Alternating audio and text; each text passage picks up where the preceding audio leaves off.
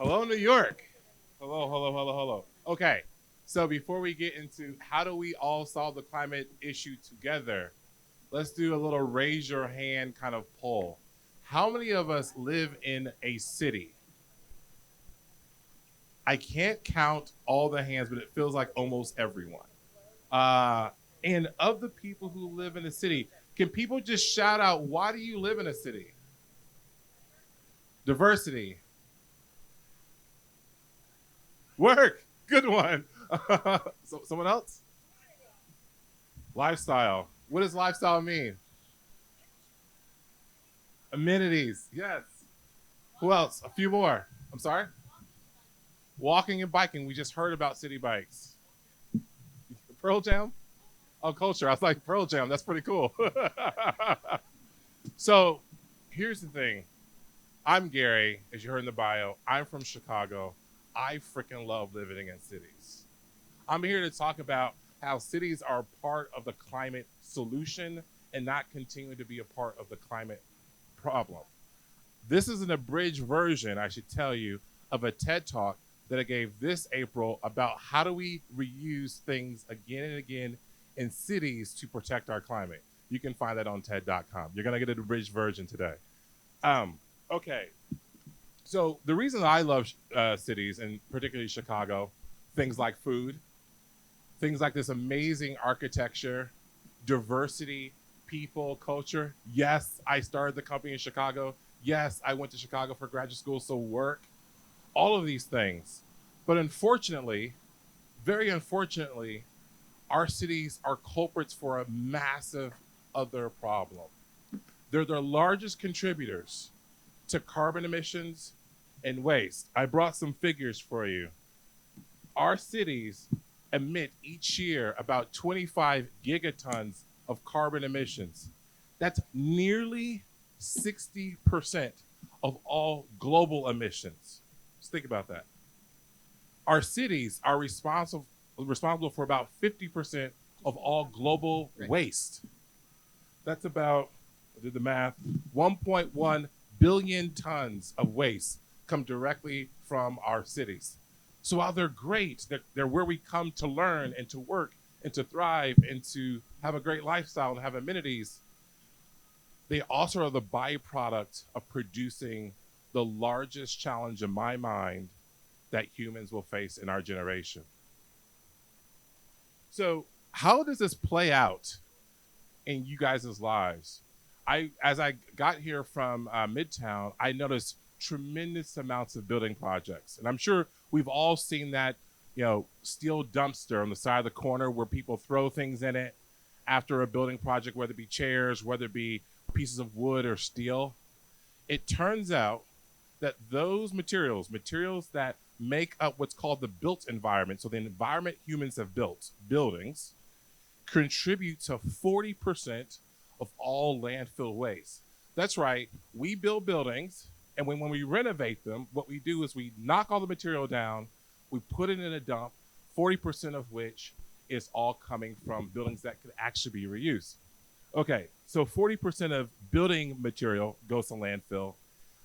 80% of the things in the building, like couches and chairs and tables, the things you work on, 80% of those things will go to landfill.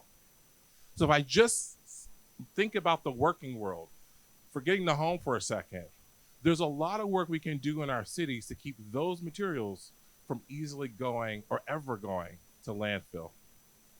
How did I get into this? Kind of a weird story, but I'll give you the abridged version. So I'm not a climatologist. I haven't been thinking about climate sustainability my whole life. I'm actually a neuroscientist. I spent my whole life trying to think about how to bring about a cure for Parkinson's disease. And in that work, I noticed in my labs that we had tons of material that we weren't using that we would throw away. And I would go to lunch with graduate students in smaller, less fortunate labs who would say, oh, if I only had that material, I could do these things. So I started a program at Northwestern in Chicago, where I'm from, where we could share materials between labs at Northwestern who needed it from labs who didn't need it. It turns out it's hard to scale that with one guy at a big university. So about 8 years ago, I started a company called Rheaply. We have an exhibit over there. I don't know what it's called, but it's over there. Please go visit. People will love you for doing so. And Rheaply tries to do what I was doing at Northwestern at scale with technology. We help large organizations with reuse. How many people have heard of recycling? How many people recycle? How many people have heard of reuse? How many people actively reuse? I love it. I love New York. Our work is done at Rheaply. It turns out in the corporate world and government world and in cities, we don't reuse things. At best, we recycle, and the things that go in a recycling bin, about 10% of them are actually recycled. So we have to power reuse, and our thinking at Rheaply is that we can do that through technology. Now, how would this make sense to carbon emissions? I mean, maybe the waste thing makes sense to you all. But let me give you an example. Think of your average office chair. Average office chair weighs about 50 pounds. It takes 245 pounds of carbon emissions to make a 50-pound chair. Now think about every single chair in your office buildings or office buildings you've been in, and then think about how many times those chairs are go away and you get brand new ones. There's a ton of carbon embodied in those chairs. So if Rheaply was just a company trying to make what's called a circular economy, where we keep reusing things over again and again, nothing goes to landfill, and we just focus on chairs, we would make a dent in the actual carbon debt that humans have built up, where we're going much, much broader than that. So one of the questions that I tried to answer in the TED Talk was, if we can create a circular economy in a lab like at Northwestern, and if a business like Rheaply can create circular economies and companies around things like chairs, how do we get to scale? How do we scale this in a place like a city, like New York, right? Where it's not just at a company or it's not just in a laboratory at a privileged university. So there's this concept called a circular city. And a circular city is a city in which the circular economy, an economy that's built on a regenerative model, predominates. But the problem with, say, Chicago or, say, New York becoming a circular city is, I think, at least threefold. First, we don't have the digital infrastructure to have full visibility of all the available assets in a city, nor do we have the internet. There are places in New York, there are places in Chicago where there's not even internet infrastructure. People can't get on broadband. People can't get on Wi-Fi like we all can. So we have to solve that problem very fast. But after that, we have to create technology like the Facebook marketplaces or even our platform at Rheaply, Craigslist, the Buy Nothing Project, where you can find things locally in your city that other people aren't using that you can use.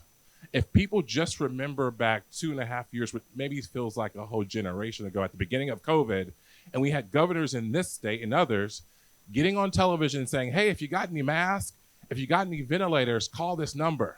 We don't know what's in our world. And so until we actually know about where the physical items are, there's no way we can keep reusing them again and again. So the first thing is we got to build the digital infrastructure. We got to have that. The second thing that we suffer from not having a circular city is we don't have the operational capacity in infrastructure. We need more repair people. We need more remanufacturers. We need more people taking the items that have been already used and polishing them up for their next use. What's really exciting is that those jobs don't require a college education. They don't require a technical school. They just require learning. And what I outline in the TED Talk are so many really cool projects that are happening where folks who look like me, who might have been incarcerated, or people who never got to college, or people who never went to high school, can learn how to be a repair person, can learn how to reupholster furniture, and have an important job, an important role in the green economy, in the circular economy. And so we need to build up that operational capacity extremely fast, along with the digital infrastructure. But even if we had all the digital infrastructure, all the platforms, everyone was on Wi-Fi, and we had a whole new workforce being able to repair and remanufacture things, we still need smart public policy locally to go alongside these things. We have to incentivize people to participate in the circular economy. It's so easy to order something on Amazon right now, and then it's so easy to throw it away. So we have to incentivize people to do something that they're not used to doing. This is already happening though. In Massachusetts last year, they made it illegal to throw out mattresses and textile and jeans.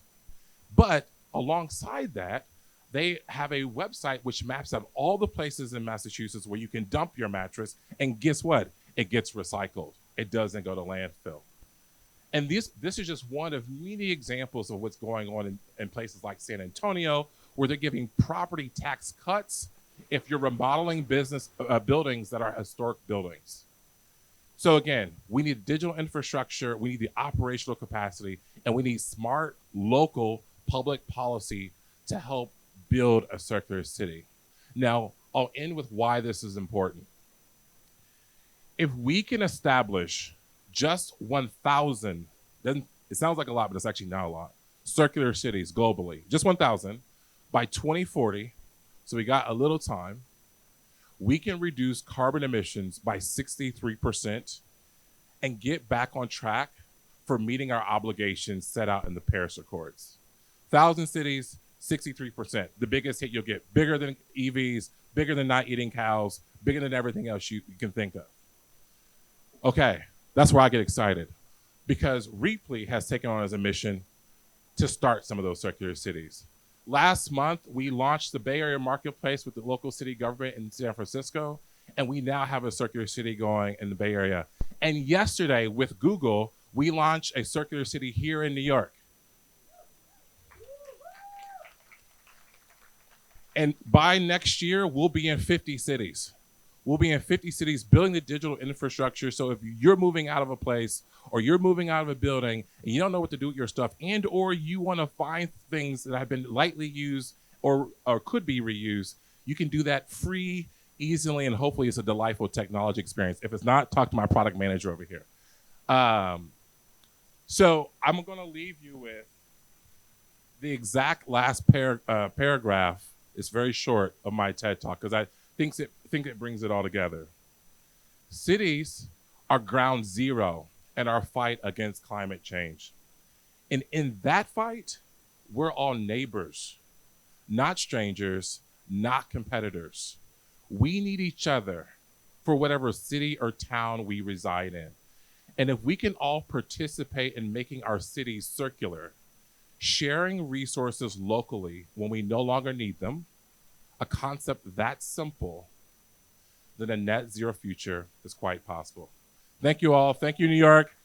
Circular City is in New York now. Rheaply.